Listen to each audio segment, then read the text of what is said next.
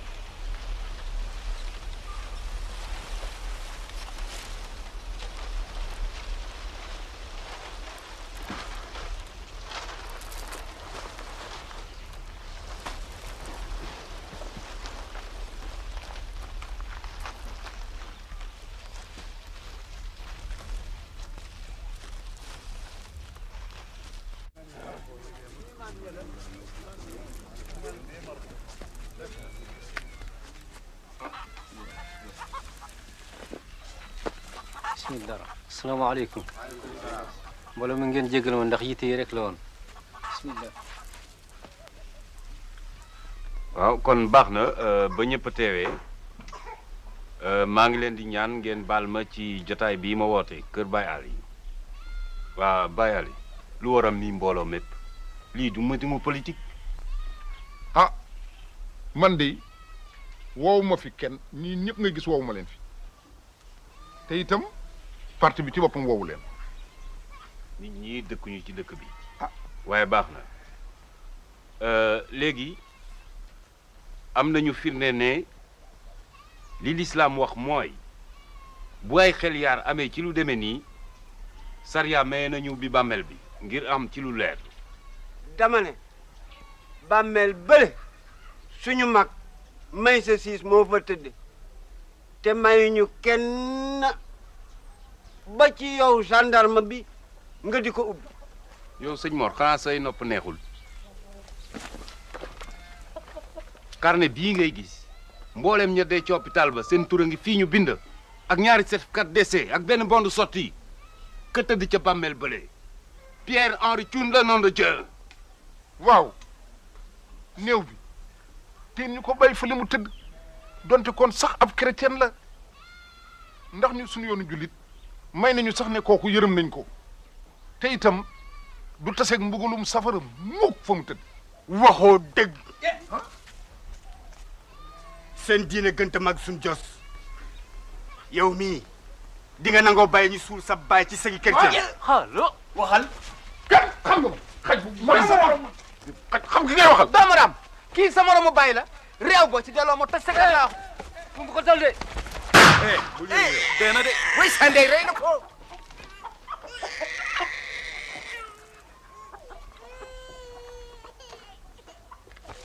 xoola doy naa ku jëkk yëkk ci loxom ma def ko ni xëcc laa wax. góoral génn si biir génnal topp leen teen. Abbé Léon Diboko Gormak génn leen. Barthélemy sort. Gaston. tu me couvres. bien chef. Barthélemy dépêche-toi. yéen xoola ku jëkk yëngu rek naa la def ni xëcc laa wax.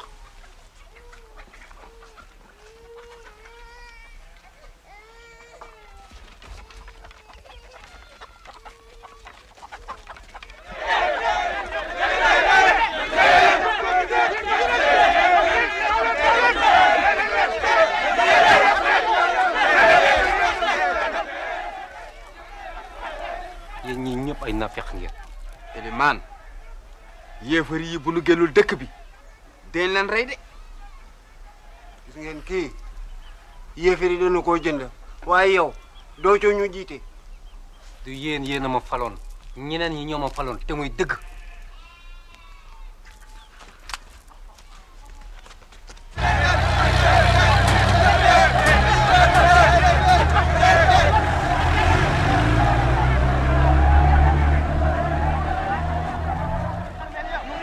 ñu ngi suuli yaa ngi ci armeel yi ñu ngi suli néew yi suli néew yi yaa ngi ci armeel yi ñu ngi suli néew yi musiba nga ni chrétien yaa ngi ci armeel yi ñu ngi suli néew yi Baye Ali dañ leen fekk ci armée yi rey leen ñoom ñëpp acc leen ñu def Eliman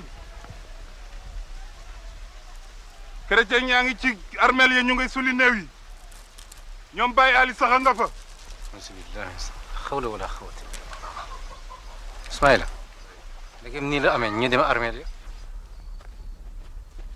cey Pierre Henri dee sax terewu ko mu dinu dëkku ba muy dund ñëpp la jaaxaloon ndax fitam wu rëy loolu de dëgg la moo Alfred fàtte nga ba muy nobanteeg jabari notkat ba hay koy wax loolu booba fekk na maa ngay jàngale ci école ba ca dëkk ba waaw waaw Pierre da ko daan doxaan tigi da ko daan doxaan gis nga bu masaana bëgg fekki ndaw sa ca kër ga waaw dafa daan wol takk jibi ji soppeeku rek mel ne soxna su jigéen rek waroon nga koo gis ay gis nga nekkaale nañu diiru noor bépp gis nga soxna sa bu masaana yegg si may daal koy xëcc ca néeg ba ñu nekkal ko ca nekkal ko ca nekkal ko ca rey waay ndaw nekkal ko ca rey waay ndaw nekkal ko ca ba benn bés waaw seneen soxnaas tigi boole may ak jëkkër ji ay waay kooku lakk na ko ba jëkkër am na di gel war ñëwaat waaw xam nga daa texe ndekete yow ñett bonkal a nga koy tëru ñëw ba mu àndeek ndaw sa dugg ba ca néeg ba rek gaa yi fekk ko fa mu ne tërëg zër ba tas jim jannaaw rek mu ne dugg ca saati bët perma gaa yi ne ko dan ceen nga dog waaw ceen googa nag dafa àndoon ak croix gaa ya for croix booba waaw gis nga croix booba tax nañu tuumaal ma defe ni maay doxaan ndaw si ndax man rek maa doon ab catholique dëkk ba gis nga budul woon élèves yi nga xam ni dañoo seede ne génn ma classe gi ca bés booba kon sëriñ si danañ ma rey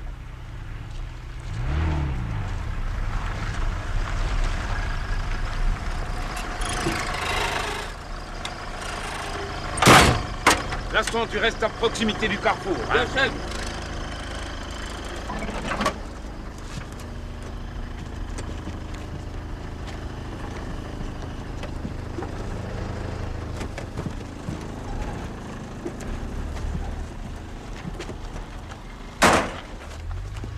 lu xew dañu noo song dem gaañ la be ñu ngi ñëw nag ak seeni ganaay de Sophie toppatoo Abdel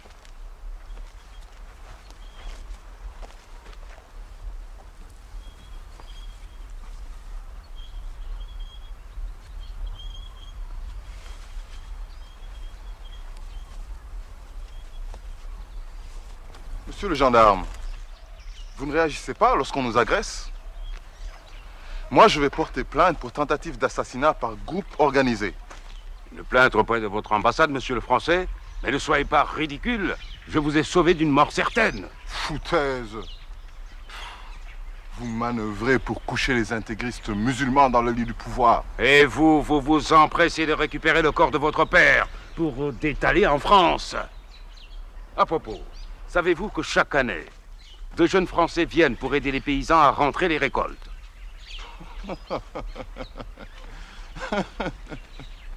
C'est vachement beau, ça. Hein? Vous allez me faire chialer, moi. Hein? Mais, dites-moi, monsieur le gendarme... Pas de familiarité. Adjudant-chef major pour votre gouverne. Ok.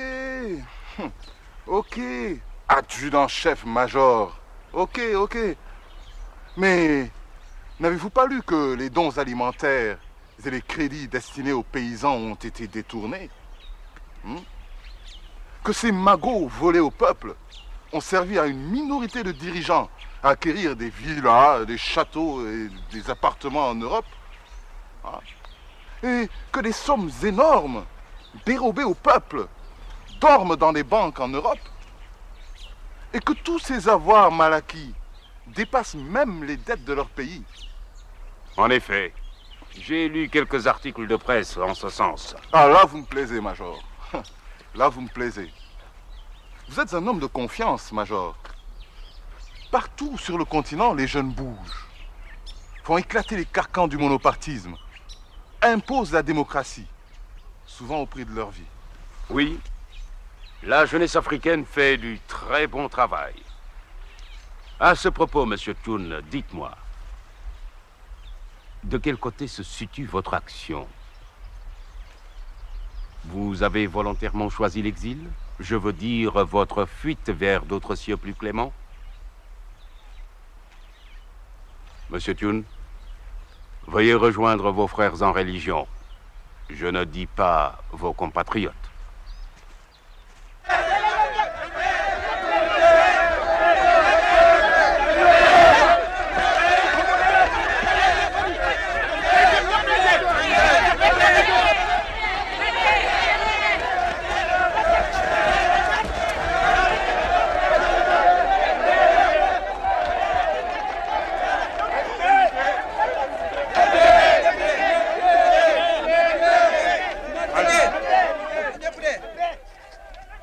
chrétien yële dañoo ñëw fii ngir bëgg a sobel ak yàq suñu armée lii ca duñu ko nangu. yow Baye Ali leen laa lay wax yow yaay borom dëkk bi lépp lu fi xew yow la yaa chrétien yi yéen a nas lii lépp ma di la xamal ne nag ragaluma sa la war weer gii. gis nga yow góor danaa la dàqalu man gendarmerie man ndax ni ngay xoqatali kaw kaw yi xam nañu ko tekk itam ni ngeen di laaj ay neexal itam yëg nañu ko. dëgg la saa yu ndéqi jotee walla ngóob yow ndimbal li ngay tuddee loolu compréhension li nga ci laal ñun xam nañu ko gaa yi yéen ndax waxuma dëgg. dama ni seen sëk yaa ngi nii benn chrétien dugg ci te yow Mor Ciss gis naa la yow yaa xaañ abbé bi te bu porté plainte di nga dugg. man yow laay wax. li am daal moo di député maire bi daa ñëw fii te fii la ñu toog xaar leen ak préfet bi. waa toog leen xaar leen fii député maire beeg préfet bi lu leen neex toog leen fii.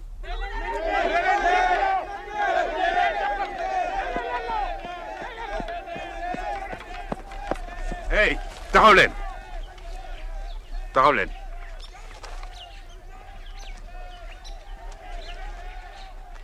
lu tax nanguwuñu ñu suli suñu néew bi. sëk yi waru leen ci dugg sëgu jàmbur la. dañuy song te yow nga bëgg a ñu xool rek bañ a fayu. waa baax na kenn dootu leen song. sandarma nga te yéen a bokk diine foog nga ni mën nga ñëw tax yox yox yi fii duñu fi jóge lu may doonoo yóbbaale suñu néew mbir mi ëpp na kat te lu ëpp tuuru. dem leen toog seen place Gorma abbé yóbbu leen ñu toog yoonu jàmm sorewul.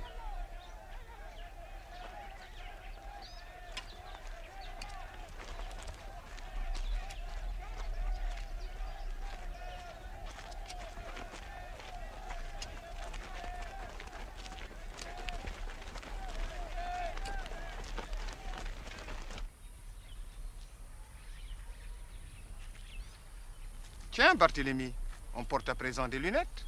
Ben oui. Un insecte m'a piqué. En effet, un médicament africain ferait l'affaire. Je viens de parler à votre mère. Elle craint de rester seule, abandonnée. Abbé, en famille, nous avons parlé avec ma mère. Elle ira vivre à Dakar, avec Sophie. Oh! Votre mère ne peut pas vivre avec Sophie. Et vous savez pourquoi? Vous semblez approuver la vie que mène votre sœur. Non. Non. Personne n'aime voir sa sœur, sa fille, se prostituer. Mais d'un autre côté, ne nous hâtons pas de la condamner. Il ne peut y avoir de vertu dans la misère et la pauvreté. Il ne peut y avoir de vertu dans la misère et la pauvreté. Nogay Mari Abbé nga lay waxtaanal ak Barthélemy.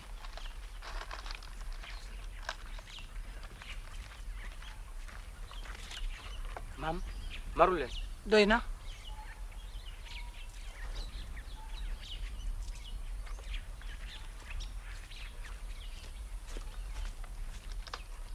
Abbé ndax maruloo. jërëjëf Étienne. Barthélemy.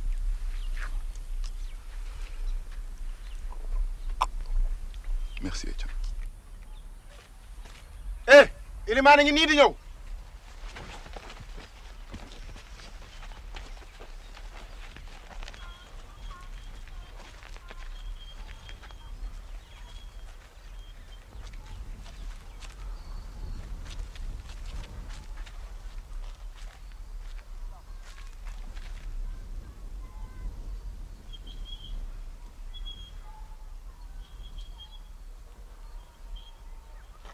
Abbé Abbé Léon.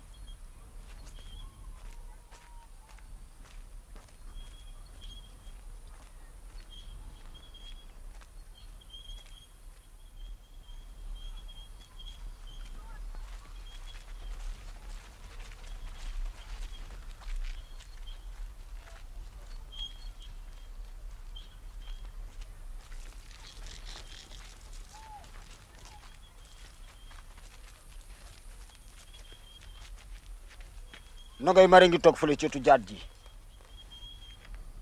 rus naa ko gis loolu fi mu nekk. kër gu am dëj de gàcce amu fa waaye ñëpp a fay sëngeem. góor mag suñu maam ya tama nañu ay dëgg lan moo dal suñu réew mi.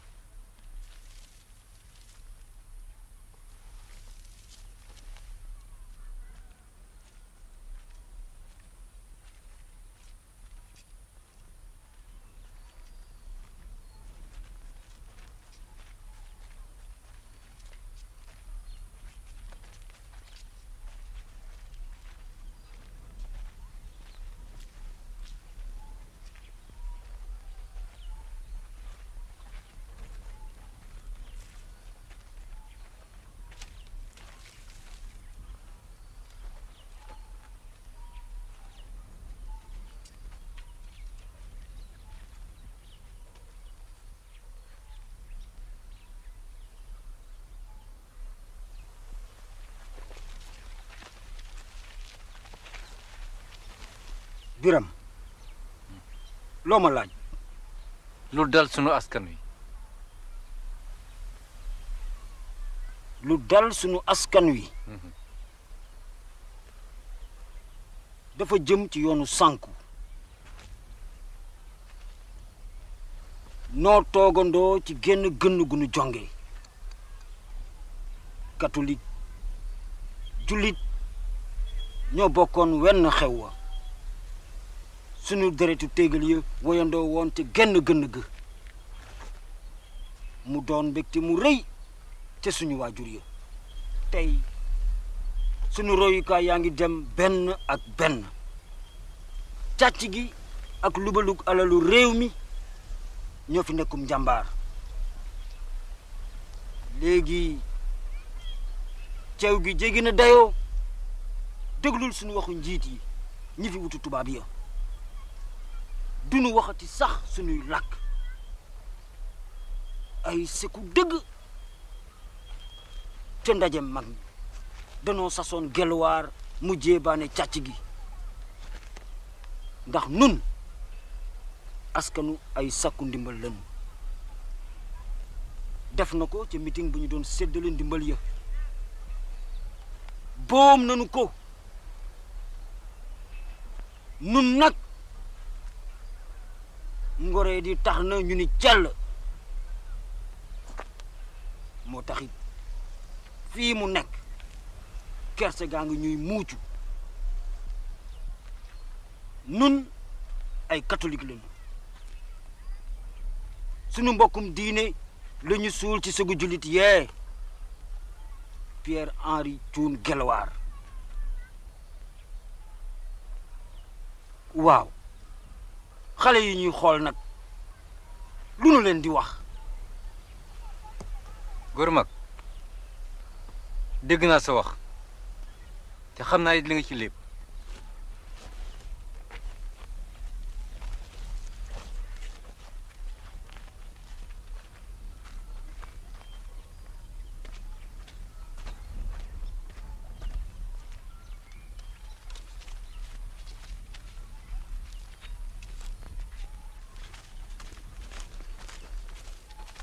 Mor Ciss yaag Baye Ali war ngeen a nangu ñu ubbi bàmmeel bii ndax seen nekkul méngoowul ak lislaam. gis nga bàmmeel bii kenn du ko fi ubbi ay yow li la chrétien yi di jënd yëpp ku dugg ci armeel yi dee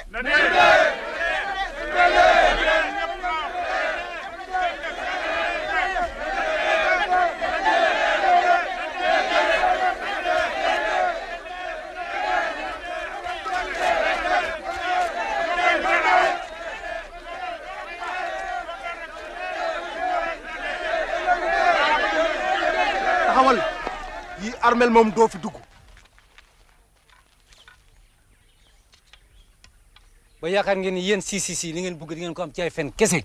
yow Elimane yow mii rek kay fenkat bi. yéen si ñëpp xam nañu seen mbon gi ay fenkat yu mag ngeen. lay laaw Elimane lay na Yamar Ciss ku jëkk yëngu nag ma dugg ci cot ndeyam. topp la sama kanam laa wax. yé Elimane saaga na nag. kañ mer baa nga dee di ñëw jëm. astaghfirullah xatma lazi la ilaha illa huwa xayyul qayyum wa atubu ila allah. astaghfirullah atubu ila allah.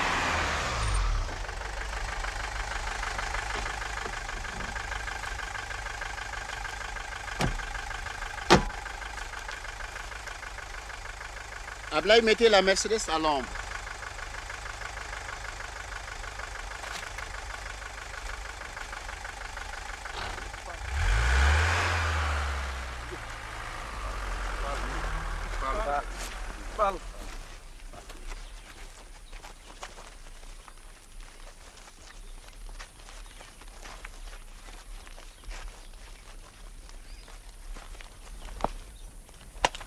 Adjudant-chef.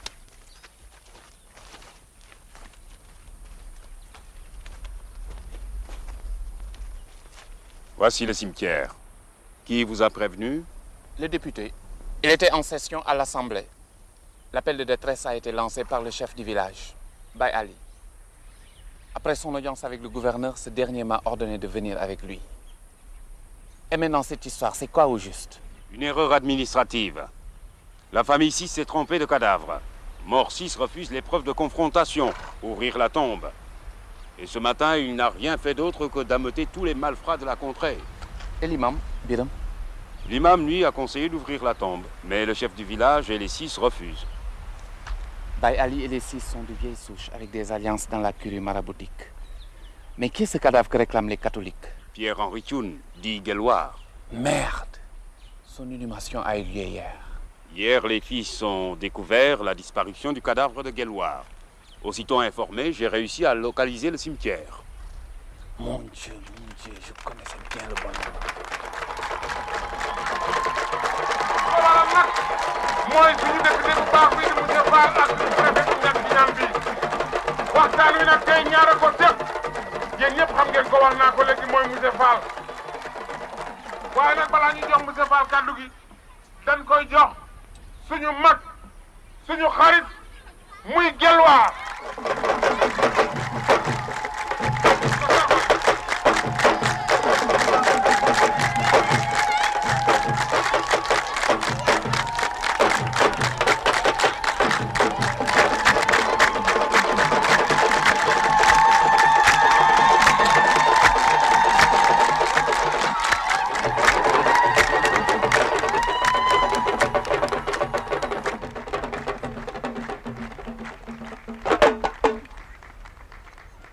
baaraam buñ talal ab joxoñ la xam ngeen loolu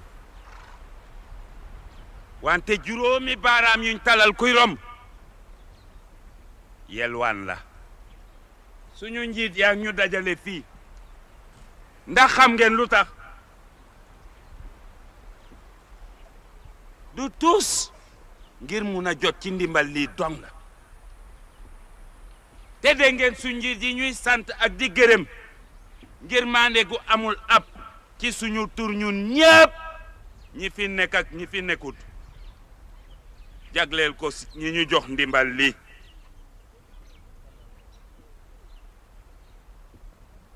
xool leen suñ njiit yi koo ci gis mu ngi bég di layam-layami suñ kanam di daagu mel ni ndimbal lii seen ñaqi bopp la sabab ñun nag ñun askan wi nga xam ne amuñu kaddu amuñu fayda ñuy fecc ak di woy jagleel ko ndimbal lii coo ñoo ñàkk fayda ma ne nañ leen ubbi suñ bët yi xool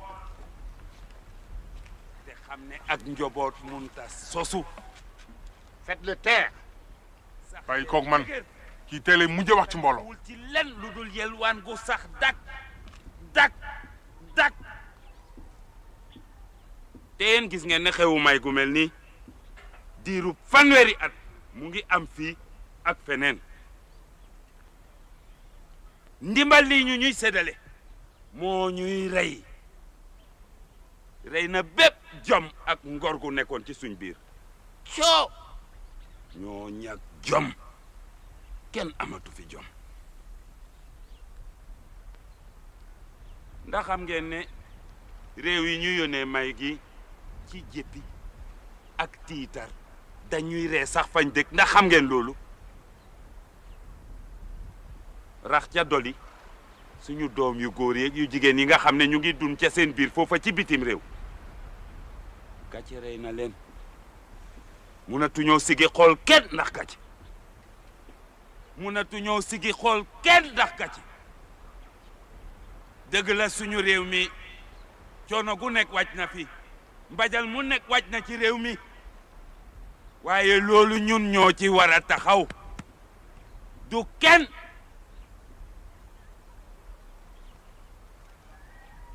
ñun dong ñoo ci war a mun a taxaw suñu maam Kocc Barma nee na su fekkente ne bu nga rey as gor te ko jox suba gu jot li muy dunde bu yàggee nga soppi ko mala dak ngay doon dak wax naa leen ne li fi nekkoon di korkoral ci jom ak ngor ndimbal lii lekk na ko ndimbal lii lekk na bépp jom ak ngor gu nekkoon ci suñ biir du gis ngeen xiif bi ak mar bu métti bi nekk fii ak ñàkk a tolu gi rafle wi ndax xam ngeen lu ko yokk ma wax leen li ko yokk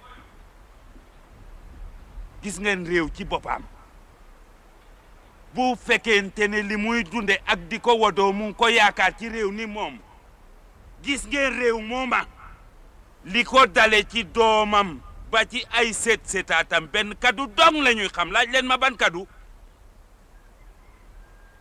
jërëjëf jërëjëf jërëjëf jërëjëf.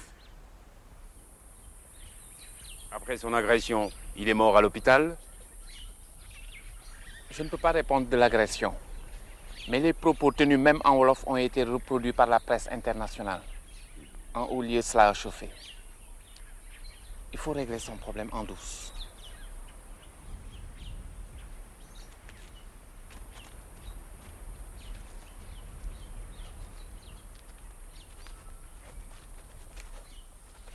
nuyu naa leen préfet yaak député.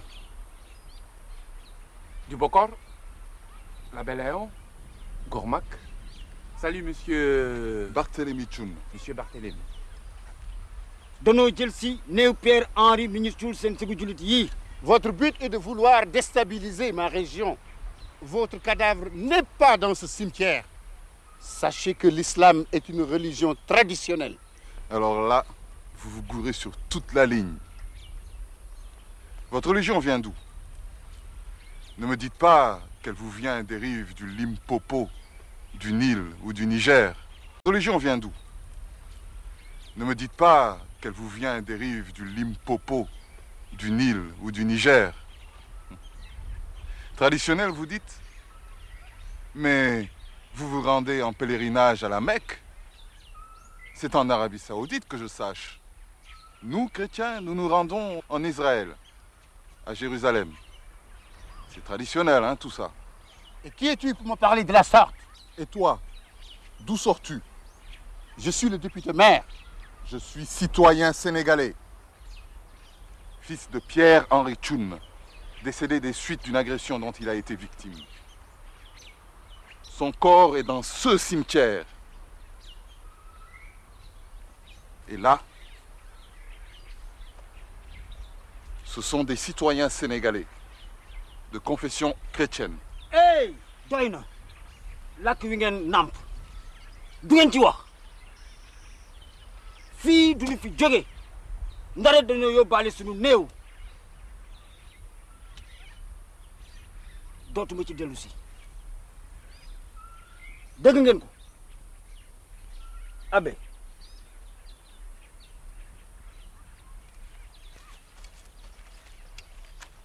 Il n'y a aucune preuve que le corps de ce fou de Pierre-Henri soit ici, dans ce cimetière. Si. Voici les 2 certificats de décès. L'unique bon de sortie établi au nom de Pierre-Henri Tchoum d'Iguelloir. Le corps de Meïssa VI est toujours au frigo de la morgue. Et pourquoi n'avez-vous pas amené le corps? Sachez, monsieur le député, que la gendarmerie n'est pas en service funèbre. Chef, la section arrive. C'est vous, monsieur le préfet, qui avez fait appel aux forces de sécurité? C'est moi, monsieur le député. Moi seul. Adjudant-chef-major Gora, vous outrepassez vos prérogatives. J'espère que cette force n'est pas destinée aux villageois. Si les villageois font obstruction à l'accomplissement de mes devoirs, les forces de sécurité agiront avec tous les moyens mis à leur disposition. N'est-ce pas vous, monsieur le député, qui aviez voté cette loi à l'Assemblée? Il est fou. Mais qui de votre dof?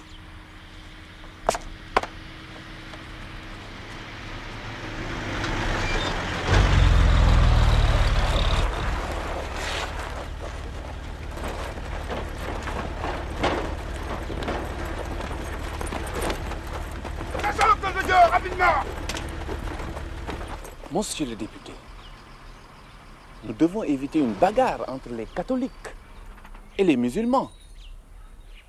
La rumeur que Guelwaar est mort des suites de son agression, ça persiste et ça se répand.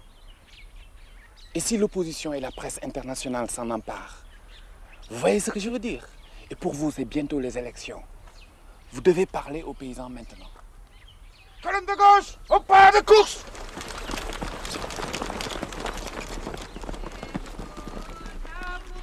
Colonne de droite, suivez!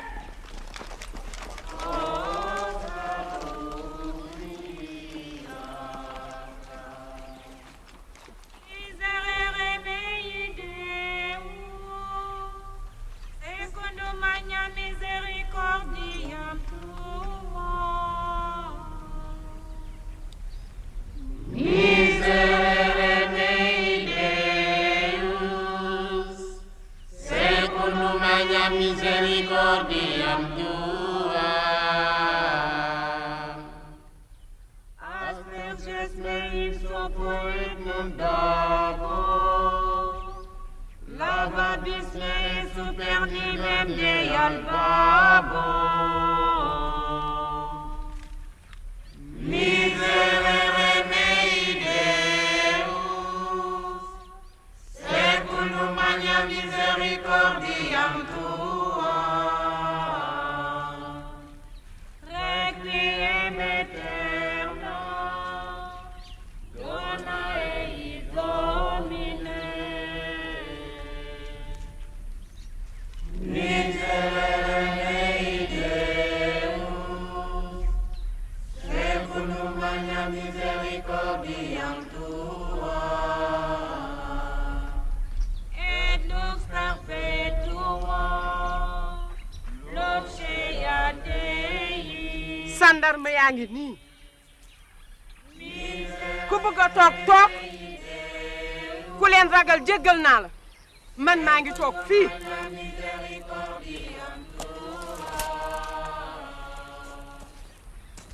Asperges meis sopoet non dabo,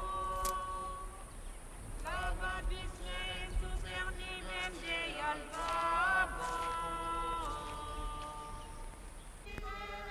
bi may ñëw ànd naag monsieur le préfet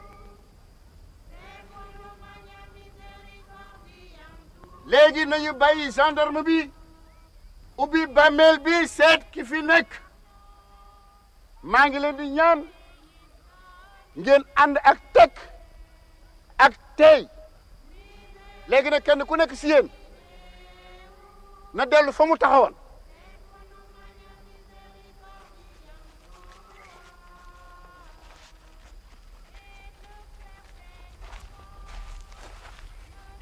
mbooloo mi Mor Ciss dama bëgg nga won ma bàmmeel bi.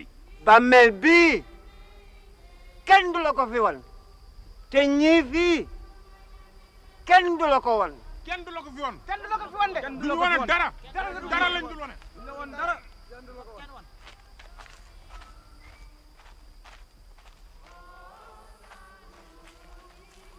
Je ne connais pas l'emplacement de la tombe.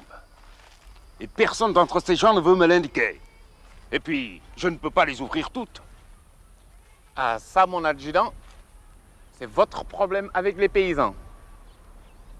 Mais aucun catholique ne doit entrer dans ce cimetière. Préfet. góor gi Biram. na ngeen yendoo góor. ah Iliman. ah député. ah na ngeen yendoo góor mbaa jàmm la. ñun daal ci mbiru bàmmeelu Pierre Henri bi la ñu ne. te Mor Ciss ki ñooñam nee nañu dee duñ ko wane. ah bu dee loolu kañ Ousmane mi xam na fu ñu ko denc. waaw man de xam naa bërëb bi. ah waaw kay waay. léegi kañ yow wax li nga ci bëgg rek. gis naa chrétien yi ak i pelle. laggal indil ma ko maa la koy sulil man mii. baax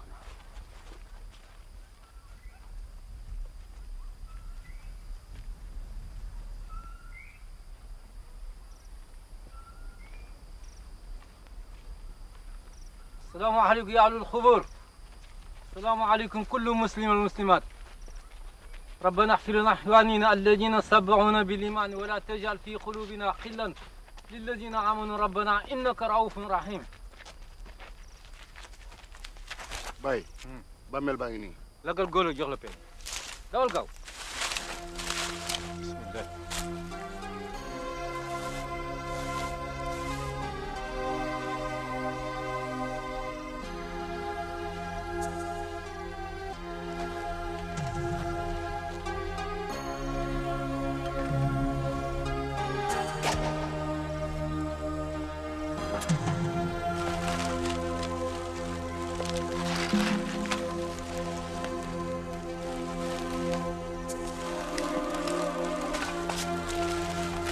Allah wadda ko hanani hoto mbaɗɗen ko hanani min den jettaɓe ndiyo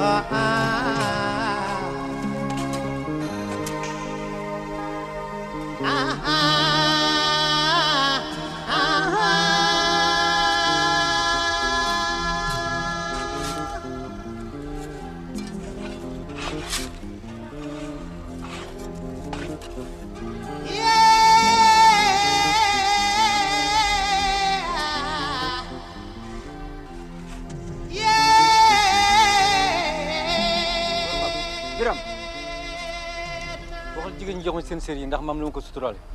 Véronique. góor ma toppatoo ko ñeenti sër. na koy mari sigil ndigaale yaay. sigil sa wàll imaam.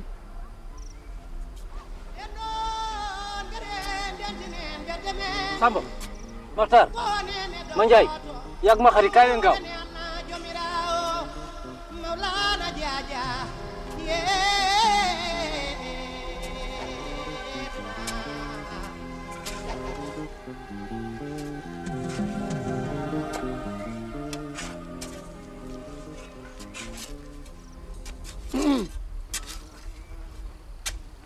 wala la wax xanaa xam lu kii tëdd fii maag yoog moom yëpp ñoo yem ci yàlla kullu nafsin saa'iqatul mawt kullu man alayha faani waa ci gasal gasal la wax adniya ko mayo dam jokta ko ba joktata ngenon ngare jogel biel men gila ledani Allah watta ko hanani hoto mbaɗɗen ko hanani الله إنا لله وإنا إليه راجعون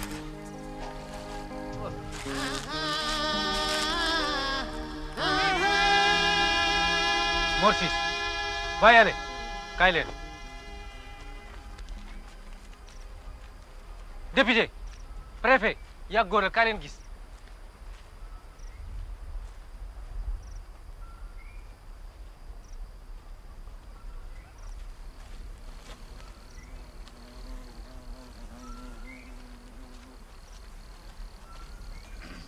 Bayali Morsis préfet député yaa góor a xool leen kii xam ngeen xar kanam gi dara jógu ci.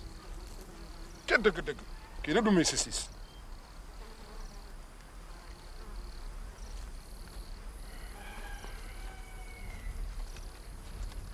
yow yaa tax ba jullit yi ak catholique naroon a reyante fii ci biir région bi ak ci biir Sénégal yàlla baax na bi ma Baye Ali ooyee defar naa diggante bi ba mu ratax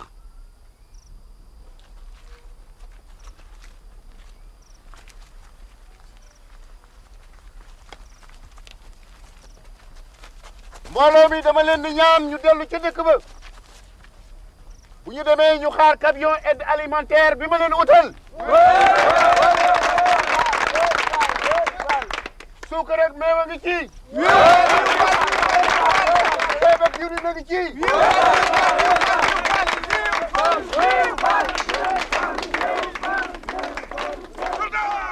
À gauche, gauche. Retournez maintenant vers le camion et au pas de course.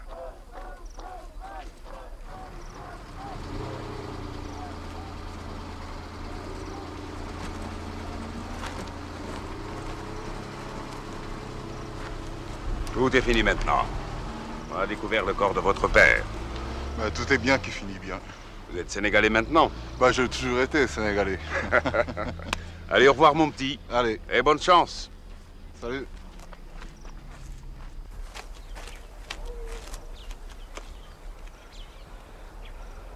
Kër Mag dem nañ ni seen jaas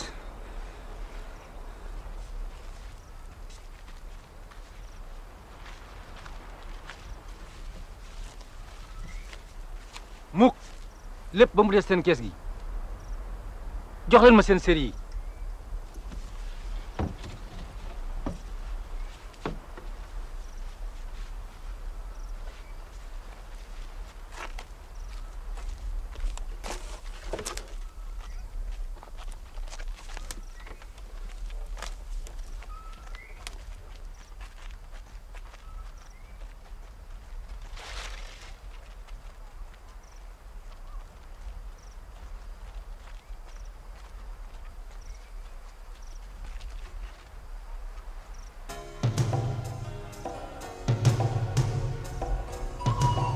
yëkkati leen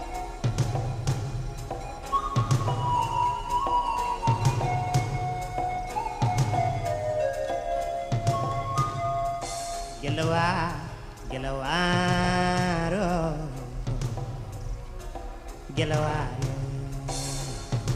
Jalino de mignede Dogi yaware Gelaware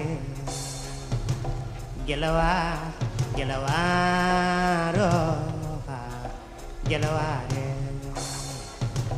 Gongo koy feñi fenande koy suudima Gelaware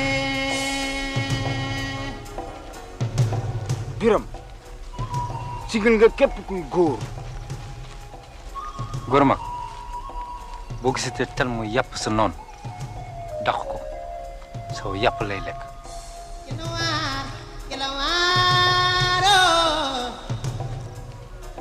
Gelaware kalino dami ñede dogi yaware Gelaware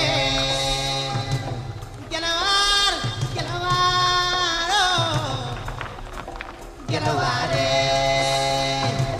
gongo koy feñi fenande koy suaro Gelaware gongo koy feñi fenande koy suudi ma Gelaware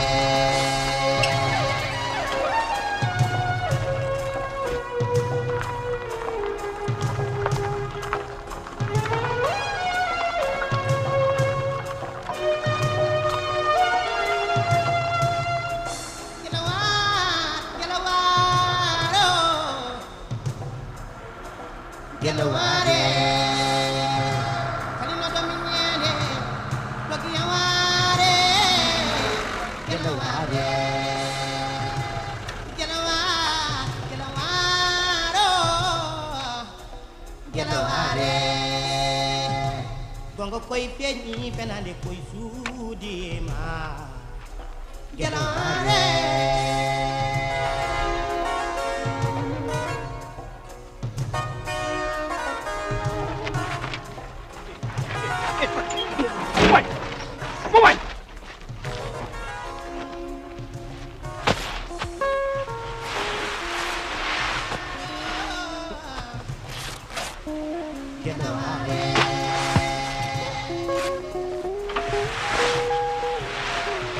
Abbé waxal ci xale yi ñu ngi yàq dugub bi député Amadou Fall moo ko yedde béykat yi.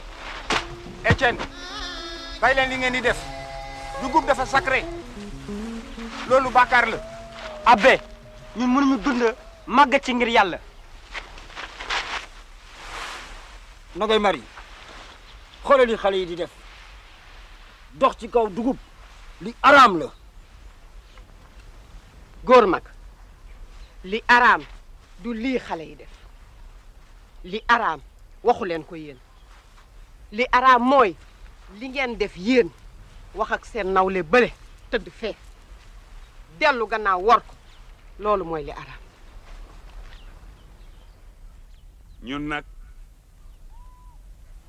ñun askan wi nga xam ne amuñu kaddu amuñu fayda ñuy fecc ak di woy jagleel ko ndimbal lii coo ñoo ñàkk fayda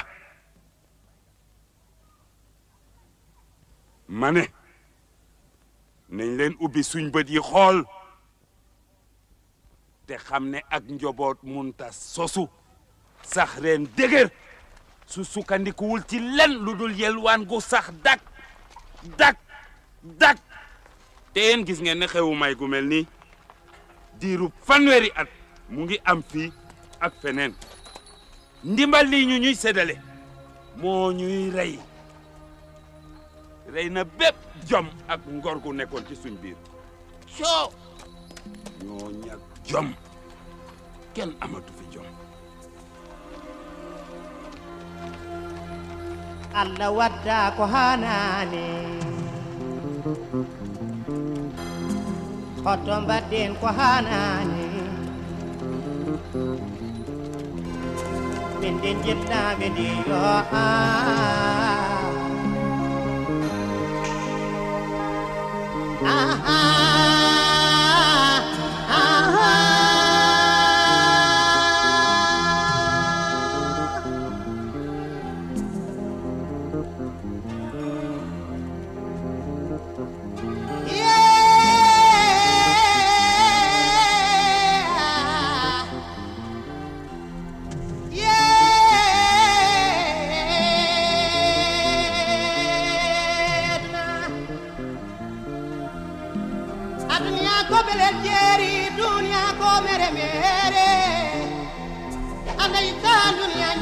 koko bari eno ngere ndentine mbedeme ngone ne dogoto njule ne anna jomirawo Maulana Jaja